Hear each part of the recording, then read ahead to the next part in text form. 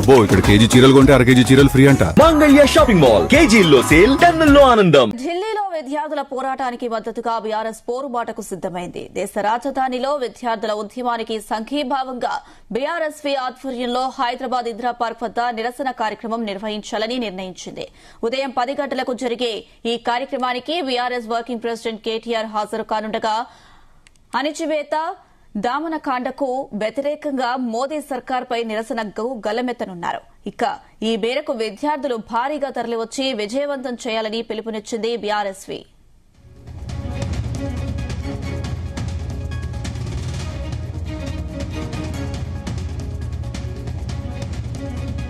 తన 50వ పుట్టినరోజు వేడుకలకు దూరంగా ఉండాలని నిర్ణయించుకున్నారు కేటీఆర్. విద్యార్థి ఉద్యమానికి అండగా నిలుస్తానన్నారు. హైదరాబాద్ వేదికగా తలపెట్టిన నిరసనలో ప్రత్యక్షంగా పాల్గొనాలని సంకల్పించారు. ఇక కేంద్రంలోని బీజేపీ, రాష్ట్రంలోని కాంగ్రెస్ ప్రభుత్వాలు విద్యార్థులు, నిరుద్యోగులకు చేస్తున్న అన్యాయాలను ఎలుగెత్తి చాటాలన్నట్లు తెలిపారు. ఇక నాడు ఓట్ల కోసం యువతకు అలవిగాని హామీలు గుప్పించి గద్దెనెక్కిన తర్వాత పాలకులు చేస్తున్న మోసాలను ఎండగడతామన్నారు. తప్పుడు వాగ్దానాలిచ్చిన ప్రభుత్వాల మెడలు వంచుతామని కేటీఆర్ తెలిపారు.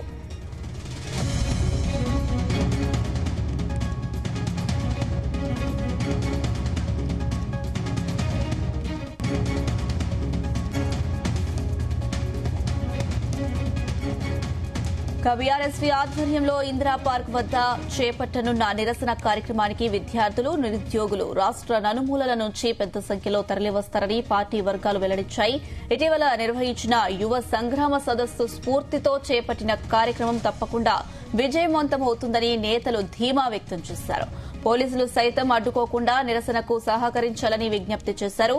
ఇదే అంశానికి సంబంధించి మరిన్ని అప్డేట్స్ మా ప్రతినిధి వంశీకృష్ణ అందిస్తారు. ఎస్ వంశీ.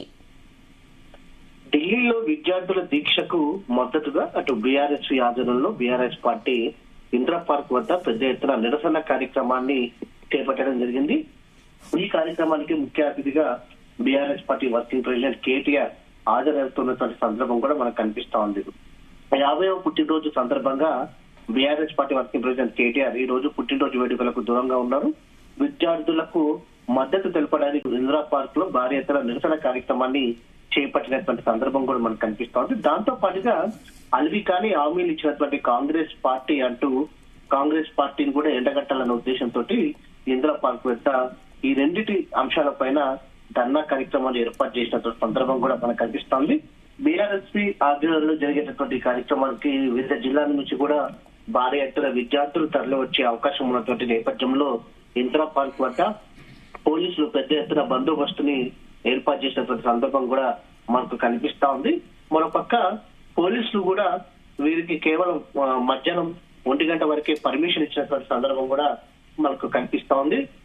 అటు ధర్నాకు వచ్చినటువంటి సందర్భంలో రెచ్చగొట్టే వ్యాఖ్యలు చేయొద్దంటూ కూడా ఇప్పటికే పోలీస్ శాఖ చెప్పినటువంటి సందర్భం కూడా మనకు కనిపిస్తా ఉంది.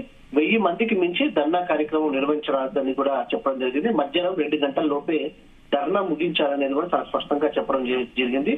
సచివాలయం కావచ్చు, అసెంబ్లీ వైపు అటు ర్యాలీగా వెళ్లకూడదంటూ కూడా చెప్పడం జరిగింది. మైక్ సౌండ్లు కూడా పరిమితితో వినియోగించాలంటూ కూడా చెప్పడం జరిగింది. విద్యార్థులకు మద్దతుగా బీఆర్ఎస్పీ చేసిన ధర్నా కార్యక్రమానికి సంబంధించి ఇలాంటి ఎన్నో ఆంక్షలను పోలీస్ శాఖ పెట్టినటువంటి సందర్భం కూడా మనకు కనిపిస్తుంది. ఎందుకంటే ఇప్పటికీ మనం చూస్తున్నాము వివిధ రాష్ట్రాలలో ఇలాంటి కార్యక్రమాలలో పరిస్థితి చేదాటిపోతున్నటువంటి సందర్భంగా పోలీస్ శాఖ ముందస్తుగా అప్రమత్తమై అయ్యి వారు ఎక్కడికక్కడ ఆంక్షలు విధిస్తున్నటువంటి సందర్భం కూడా మనకు తెలిసిందే. మరోపక్క కాంగ్రెస్ పార్టీ కూడా దీనికి దీటుగా ధర్నా ఏదైతే గాంధీ భవన్ నుంచి ఇందిరాగాంధీ స్టాచ్యూ వరకు కూడా, నెక్లెస్ రోడ్ వరకు కూడా ర్యాలీ చేపట్టడం జరిగింది. దాంతో పాటుగా యూత్ కాంగ్రెస్ కి ఏదైతే యూత్ కాంగ్రెస్ అటు ఇందిరా పార్క్ లో బీఆర్ఎస్ పార్టీ నిర్వహిస్తున్నటువంటి ధర్నా కార్యక్రమాన్ని అడ్డుకుంటామంటూ కాసేపట్లో బయలుదేరతామంటూ కూడా యూత్ కాంగ్రెస్ చెప్తున్నటువంటి పరిస్థితి కూడా మనకు కనిపిస్తారు. మొత్తం మీద ఇందిరా పార్క్ వద్ద కొంత ఉద్రిక్త పరిస్థితులు ఏర్పడే నేపథ్యంలో ఏర్పడే అవకాశం ఉన్న నేపథ్యంలో పోలీస్ శాఖ కూడా అప్రమత్తమైందని కూడా మనం చెప్పాలి.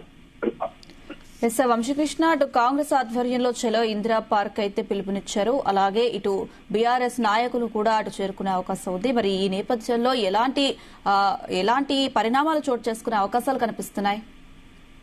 ఇప్పటికే బీఆర్ఎస్ పార్టీకి మాత్రం ఈ కార్యక్రమానికి సంబంధించి పరిమితులకు లోబడే ఈ కార్యక్రమాలు నిర్వహించాలంటూ కూడా పోలీస్ శాఖ పర్మిషన్ ఇవ్వడం జరిగింది.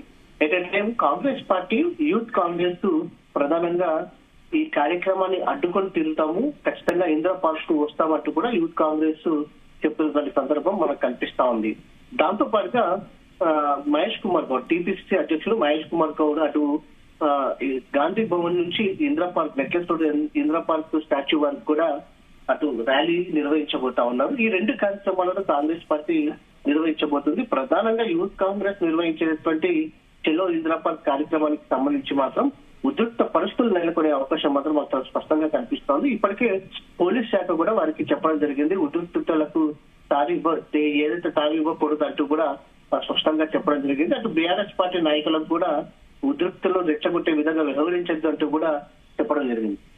వంశీకృష్ణ, మొన్న మనం చూసాం కాంగ్రెస్ వచ్చేసి లోక్ భవన్ చెలో లోక్ భవన్ కి పిలుపునిస్తే అటు బీఆర్ఎస్ నాయకులు వచ్చేసి చెలో గాంధీ భవన్ కు పిలుపునిచ్చారు. ఈ నేపథ్యంలో చాలా వరకు గొడవలు జరిగిన పరిస్థితి, మరి చాలా ఉద్రిక్త పరిస్థితులు జరిగిన పరిస్థితి. మరి ఈ నేపథ్యంలో ఇలాంటి మళ్ళీ చెలో ఇందిరా పార్క్ కి పిలుపునిచ్చారు, ఎలా చూడాలి?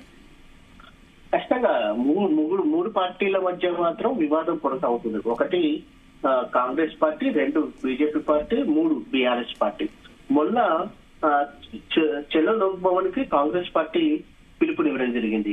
దాంతో పాటుగా బీజేపీ పార్టీ వచ్చి చెలో గాంధీ భవన్ ముట్టడికి అని చెప్పి పిలుపునివ్వడం జరిగింది. ఈ రోజు బీఆర్ఎస్ పార్టీ అటు చెలో ఇందిరా పార్క్ కార్యక్రమానికి పిలుపునివ్వడం జరిగింది. పెద్ద ఎత్తున నిరసన కార్యక్రమాన్ని బీఆర్ఎస్ ఆధ్వర్యంలో నిర్వహించడం జరిగింది.